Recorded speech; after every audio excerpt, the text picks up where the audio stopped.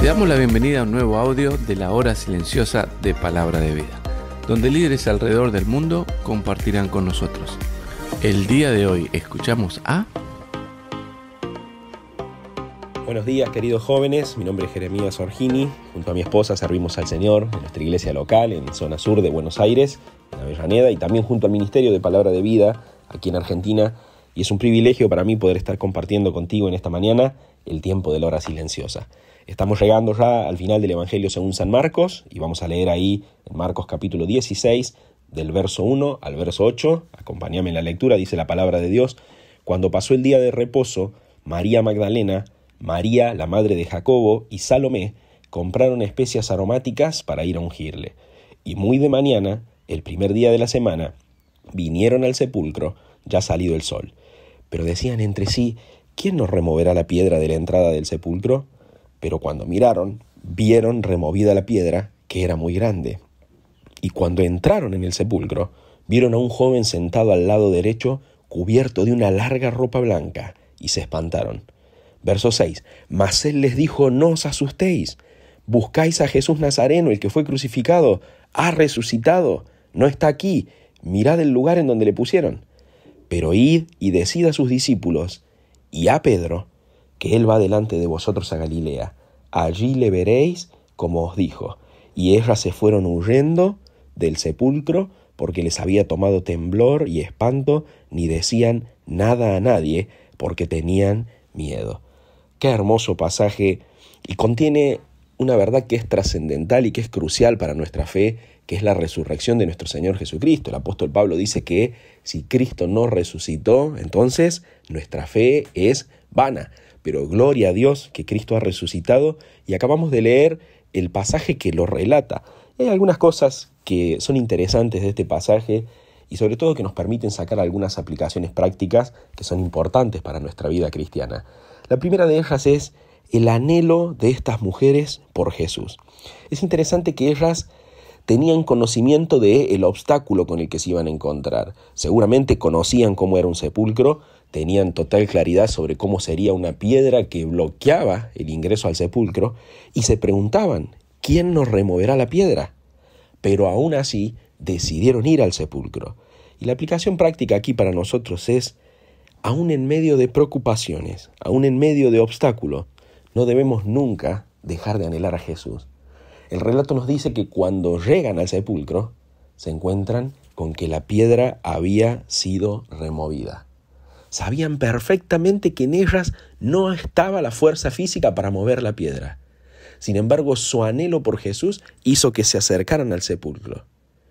Y cuando llegaron, encontraron la piedra removida. Quizás la aplicación aquí es, cuando Jesús es mi anhelo, cuando mi comunión con Él es mi mayor deseo, lo que se podría presentar como un obstáculo desaparece.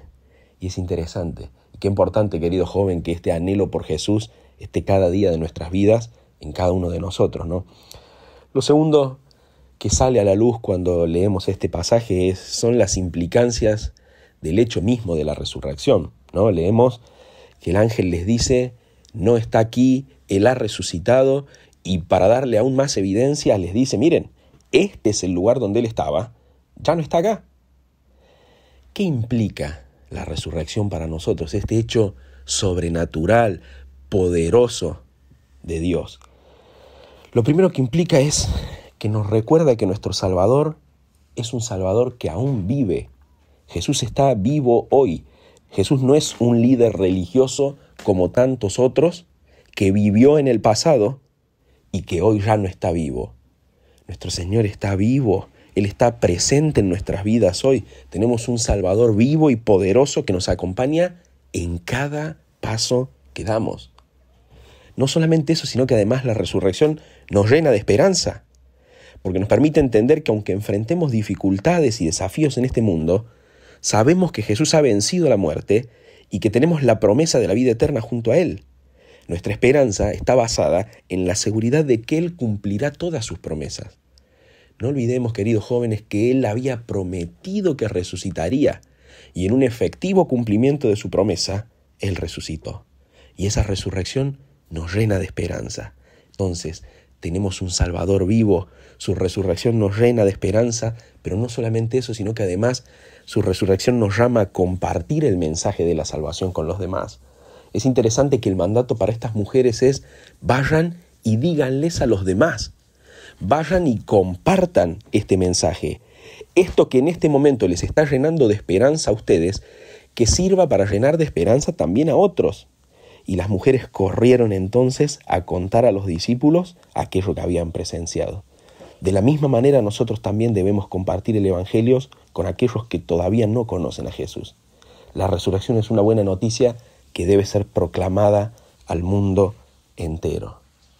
Estas son las implicancias de la resurrección y debemos recordárnoslas a nosotros mismos día tras día. Lo último que quisiera comentar para terminar con esta breve reflexión, porque es llamativo en el pasaje, es que son comisionadas a compartirlo con los demás y con Pedro. Y esta aclaración "y con Pedro" es intencional. Creemos que lo que el Señor quiso hacer, o lo que esta expresión contiene, es la restauración de Pedro. Pensemos en Pedro. Poco tiempo antes había negado a Jesús. Y no solamente que había negado a Jesús, sino que además en una situación confusa donde estaba siendo acusado, Pedro llega a maldecir. O sea, había sido una situación triste para él. La palabra dice que él lloró amargamente. Él debe haber estado torturado con el recuerdo de su deslealtad, pero de pronto llega un mensaje especial para él. Y este mensaje especial para él era: Pedro, Jesús resucitó. Y me invita a pensar en lo personal que Jesús no estaba pendiente del mal que Pedro había hecho, sino que estaba más pendiente del remordimiento que a él le estaba asediando. Dios tenía mucho más interés en confortar el corazón de Pedro que en castigar su pecado. Y esto es algo hermoso, porque esto nos habla acerca del carácter de Dios. Dios está más interesado en que vuelvas a Él que en castigar tu pecado. William Barclay lo dice de esta forma: lo más precioso de Jesús es que la mayoría de las veces nos confirma su confianza en el mismo terreno en el que hemos sufrido una derrota. Qué preciosa esperanza es saber que nuestro buen Dios siempre está dispuesto a restaurarnos.